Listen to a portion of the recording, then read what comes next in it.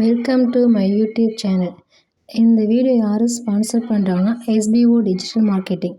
இந்த SPO digital marketing பற்றி ஃபுல்லாக தெரிஞ்சுக்கணுன்னா இந்த வரப்போகிற வீடியோவை ஃபுல்லாக பாருங்கள். ஸ்கிப் பண்ணாதீங்க. பெரிய தப்பு. தினம் 300 ரூபாய் சம்பாதிக்க அரிய வாய்ப்பு. இன்ஸ்டாகிராம், ஃபேஸ்புக் பயன்படுத்த தெரிந்தால் போதும் content post and content publishing மூலமா தினம் 300 ரூபாய் சம்பாதிக்கலாம். இந்த வேலை செய்ய 5 நிமிடம் போதும். Work training support, group communication support, all language customer live chat support, முக்கியமா சொந்தமா ஒரு பிசினஸ் ஸ்டார்ட் பண்ற அளவுக்கு உங்களால கற்றுக்கொள்ளவும் முடியும், சம்பாதிக்கவும் முடியும். இந்த வேலை வாய்ப்பு வழங்குவது 5 வருடத்திற்கு மேல ரன் ஆகிட்டு இருக்க நம்ம தமிழ்நாட்டு company school of business organisation private limited. மேலும் விவரங்களுக்கு டிஸ்கிரிப்ஷன்ல கொடுத்திருக்க நம்பருக்கு வாட்ஸ்அப் பண்ணுங்க.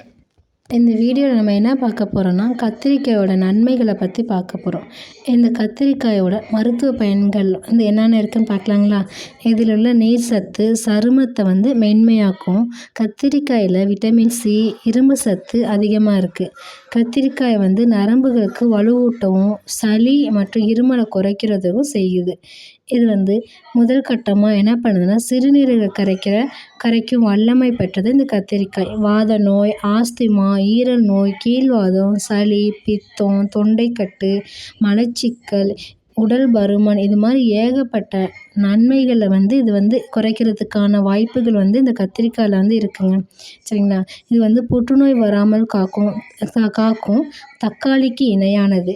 இந்த காய் தக்காளியை போலவே எடை, புரதம், கலோரி அளவு, தாது உப்பு இது தக்காளியில் உள்ள மாதிரி கத்திரிக்காயிலும் இந்த விட்டமின்ஸ் எல்லாம் அதிகமாக இருக்குது.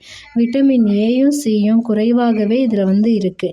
இதில் நம்ம கத்திரிக்காய் அடிக்கடி உணவில் சேர்த்துட்டு வந்தோம்னா உடல் எடை குறையும்.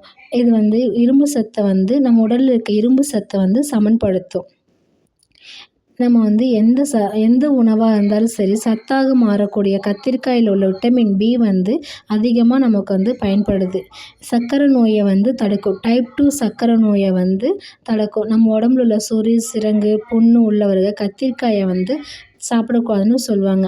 அது சாப்பிட்டோம்னா அது உடல் அலர்ஜியை ஏற்படுத்தும். உடலுக்கு சூடு தரும் காய் இது கத்திரிக்காய். அதனால் அரிப்பை உருவாக்குறதுனால இதை அளவோடு சாப்பிட்ணுன்னு சொல்லியிருக்காங்க நம்ம பெரியவங்கெல்லாம். இந்த கத்திரிக்காய் மூளை ஆரோக்கியத்துக்கு நல்லங்க. கத்திரிக்காய் தோலில் உள்ள நொசூனின் ஒரு ஆன்டி ஆக்சிடென்ட் மூளையில் உள்ள ஆரோக்கியத்தை மேம்படுத்தும்.